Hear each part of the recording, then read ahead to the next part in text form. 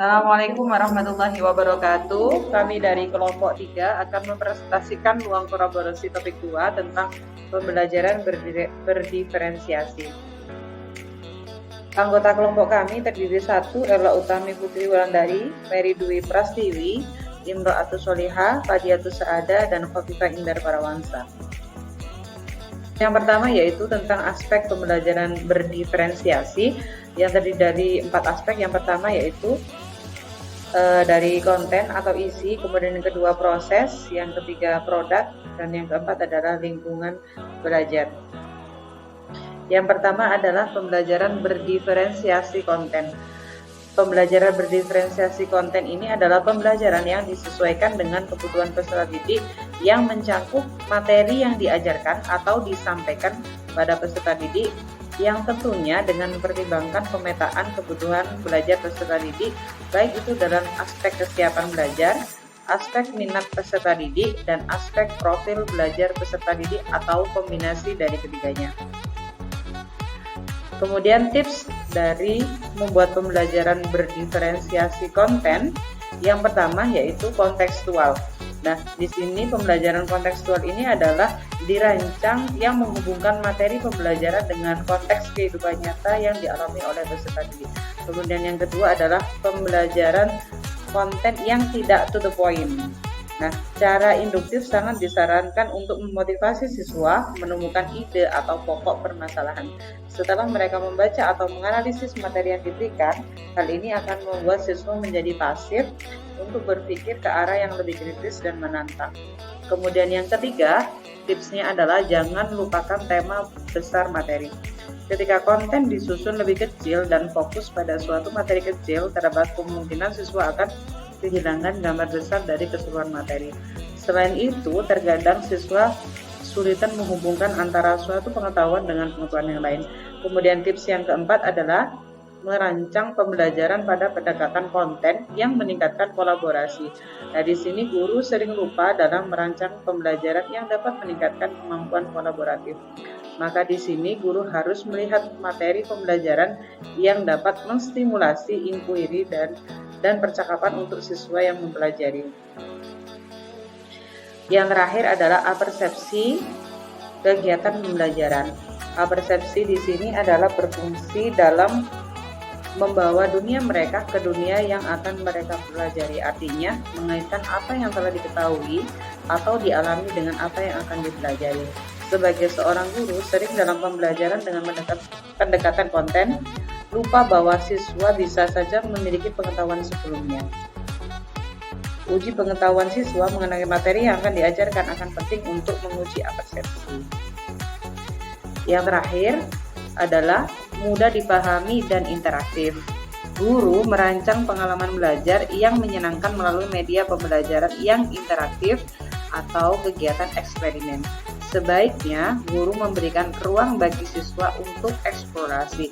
Mengajar saat ini tidak hanya membagikan ilmunya lewat ceramah, tetapi juga mampu merancang dan membuat pembelajaran dengan pendekatan konten yang dapat membuat siswa menjadi lebih mudah memahami melalui pengalaman belajar yang bermakna. Baik, berikut ini akan saya jelaskan mengenai contoh penerapan berdiferensiasi konten yang ditinjau dari beberapa aspek, yakni yang pertama kesiapan belajar peserta didik, yang kedua minat belajar peserta didik, dan yang ketiga profil belajar peserta didik. Untuk kesiapan belajar peserta didik, di sini kami mengambil contoh dalam penerapan mengenai sistem tata surya yang dapat diawali dengan melakukan pengelompokan pemahaman tingkat yang mendasar, sedang berkembang, dan juga mahir. Pada peserta didik dengan pemahaman yang mendasar, guru dapat memberikan konten atau isi terkait dengan fakta dan prinsip, misalnya memberikan media pembelajaran mengenai pemodelan tata surya. Kemudian untuk peserta didik yang memiliki pemahaman sedang berkembang, guru dapat memberikan materi dengan penayangan video, lalu bisa ditambahkan dengan adanya tantangan atau question research. Misal, dengan pertanyaan, adakah planet lain yang dapat dijadikan tempat tinggal makhluk hidup? Kemudian untuk peserta didik dengan pemahaman sudah mahir, maka yang sudah dapat berpikir abstrak, maka guru dapat memberikan LKPD yang contohnya berjudul Investigasi Planet. LKPD ini berisikan gambar planet, lintasannya. Kemudian peserta didik diberikan kegiatan untuk bermain peran mengenai planet dalam sistem tata surya. Kemudian untuk yang kedua, aspek minat belajar peserta didik. Guru menyediakan tentang topik yang disukai peserta didik dan mengemasnya dengan menyenangkan. Misalnya, jika peserta didik memiliki minat yang tinggi dengan mata pelajaran IPA, khususnya biologi, maka guru dapat mengemas konten tata surya yang berhubungan dengan interaksi dengan lingkungan. Sedangkan untuk peserta didik yang minatnya ke bidang fisika, guru dapat mengemas konten dengan yang berhubungan rotasi, revolusi, maupun gaya gravitasi. Kemudian ditinjau pada aspek profil belajar yang arahnya ke gaya belajar. Pada aspek profiling ini ditinjau dari gaya belajar visual, auditory, dan kinestetik. Guru memfasilitasi peserta didik dengan gaya belajar visual melalui tayangan video sistem tata surya. Sedangkan untuk peserta didik dengan gaya belajar auditory difasilitasi dengan penjelasan singkat dari guru tentang video yang ditayangkan. Sedangkan gaya belajar kinestetik dapat difasilitasi melalui kegiatan bermain peran. Sedangkan ditinjau pada latar belakang budaya, peserta didik yang berasal dari suku Jawa tentunya mengenal penanggalan kalender Jawa, di mana penanggalan tersebut didasarkan pada pergerakan matahari. Guru perlu memiliki pengetahuan yang luas untuk mengkaitkan materi pembelajaran dengan kearifan lokal dari beberapa daerah tempat tinggal peserta didik. Berikut ini kelebihan adanya pembelajaran berdiferensiasi konten, yakni peserta didik merasa disambut dengan baik, peserta didik dengan berbagai karakteristik merasa dihargai. Kemudian mereka memiliki harapan untuk pertumbuhan dan mencapai kesuksesan dalam pembelajaran dan memahami konsep materi. Kemudian terdapat keadilan dalam bentuk nyata untuk peserta didik, guru dan murid dapat berkolaborasi. Dan yang terakhir, kebutuhan belajar murid terfasilitasi dan terlayani dengan baik. Selanjutnya yaitu adalah pembelajaran berdiferensiasi proses, di mana diferensiasi proses itu mengacu bagaimana siswa akan memahami, memaknai atas informasi atau materi yang akan dipelajari. Beberapa tips untuk membuat pembelajaran berdiferensiasi proses. Yang pertama yaitu dilakukan kegiatan jenjang di mana semua siswa bekerja membangun pemahaman dan keterampilan yang sama. Dilakukan dengan dukungan dan tantangan kompleksitas yang berbeda-beda. Kemudian yang kedua, menyediakan pertanyaan pemandu atau tantangan. Di sini fungsinya adalah untuk mendorong siswa untuk mengeksplorasi berbagai jenis materi yang sedang dipelajari untuk menarik minat siswa. Kemudian yang ketiga, membuat agenda individu untuk siswa, di mana di sini guru membuat tugas untuk dikerjakan oleh siswa sebagai pekerjaan umum untuk seluruh kelas dan pekerjaan yang terkait dengan tugas individu. Setelah selesai mengerjakan pekerjaan umum, maka siswa boleh mengerjakan tugas individu khusus. Kemudian yang keempat, yaitu memvariasikan lama waktu, di mana lama waktu ini diperlukan untuk siswa menyelesaikan tugas, memberikan dukungan tambahan, mendorong siswa memanfaatkan waktu. Untuk implementasi pembelajaran berdiferensiasi proses, berdasarkan kesiapan belajar peserta didik, di sini contohnya adalah guru membagi ruangan atau kelompok itu menjadi 3 kelompok berdasarkan kesiapan peserta didik, yaitu di mana dibagi menjadi sentra 1, sentra 2, dan sentra 3. Sentra 1 itu adalah peserta didik, kelompok peserta didik dengan kesiapan belajar yang awal. Kemudian sentra 2 adalah peserta didik dengan kesiapan belajar yang menengah, dan sentra 3 adalah kelompok peserta didik dengan kesiapan belajar lanjutan. Di sini guru memberikan treatment cara mengajar yang berbeda-beda sesuai dengan kesiapan belajar peserta didik. Kemudian yang kedua, implementasi pembelajaran berdiferensiasi proses berdasarkan minat peserta didik. Contohnya yaitu guru memberikan kesempatan kepada peserta didik untuk memilih hal yang mereka sukai dan mendemonstrasikan pemahaman mereka melalui minat peserta didik. Contohnya, dalam materi pencemaran lingkungan, peserta didik diberi kebebasan untuk memilih tempat yang mereka sukai dan mengidentifikasi pencemaran yang terjadi di tempat yang mereka sukai.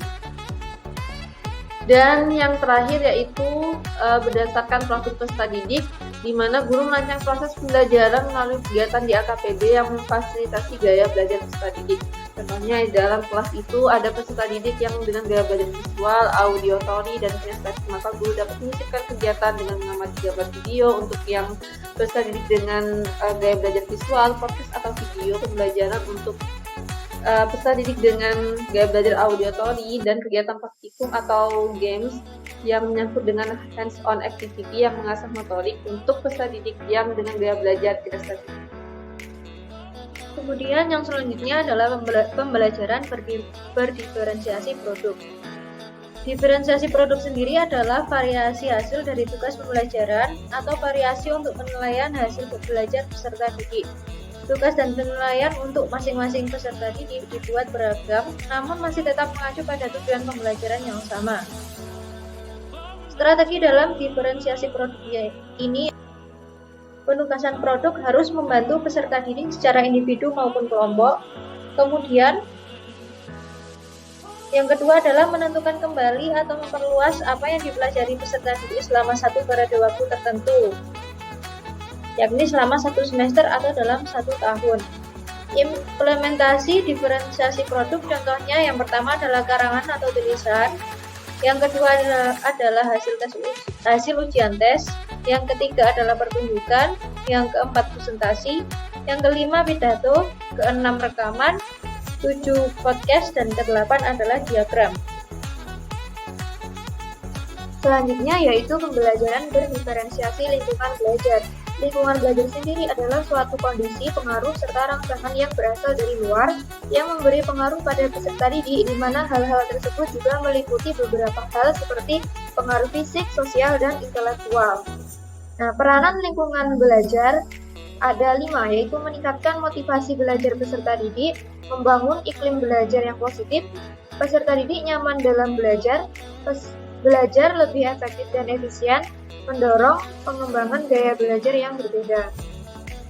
Cara menciptakan lingkungan belajar yang nyaman dan efektif. Yang pertama, dengan mengatur posisi duduk, di mana peserta didik fokus dalam pembelajaran, suasana nyaman, dan posisi disesuaikan dengan aktivitas pembelajaran.